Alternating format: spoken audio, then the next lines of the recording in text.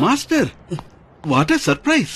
வாங்க, எப்போ வந்தீங்க? எப்படி இருக்கீங்க? ரொம்ப நல்லா இருக்கேன்டா. எனக்கு ஆயுசு கட்டி, அதனாலதான் ஒரு ஆபத்துல இருந்து தப்பிச்சேன். ஏதாவது பேசுறதுன்னா இங்கேயே பேசிடு. இங்க இருந்து இப்படியே போயிடுறேன். நீ அதுதானே எதிர்பார்க்கிற? மாஸ்டர், மாஸ்டர், வாங்க, உள்ள வாங்க.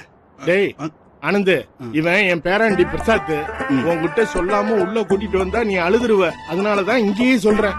டேய் வணக்கம் சொல்லிக்கிட்டா. ஏற்கனவே உனக்கு ஈகோ ஜாஸ்தி. உன்னை என்னடா யோசிக்கிற? நான் உள்ள வரட்டுமா இப்படியே போகணுமா? என்ன மாஸ்டர் நீங்க? வாங்க வாங்க, உள்ள வாங்க. உள்ள வாடா. வாங்க மாஸ்டர், இதான் என் வீடு மாஸ்டர்.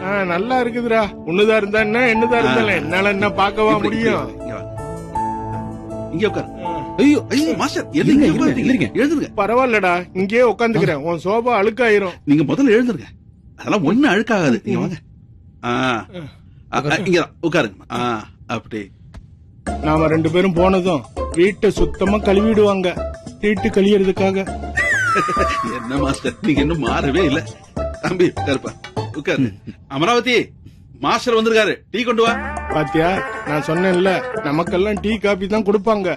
ஆனா அவங்க ஹார்லிக்ஸ் பூஸ்ட்னு குடிப்பாங்க. ஐயோ மாஸ்டர், உங்களுக்கு என்ன வேணும்னு சொல்லுங்க. உன் சொத்துல பாதிய கொடு. கொடுப்ப? மாஸ்டர், இது என் ஒய்ஃப் அமராவதி, இது என் பசங்க. வணக்கம் மாஸ்டர். அது மருமகளுங்க. வணக்கம் சார். அம்மா லட்சுமி.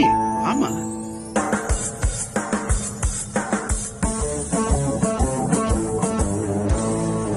வாமா வா. மாஸ்டர் வந்திருக்காரு பாரு. என் பொண்ணு லட்சுமி, என் பேரன் நவீன். நல்லா இருக்குடா, பிரமாதம். Same to same.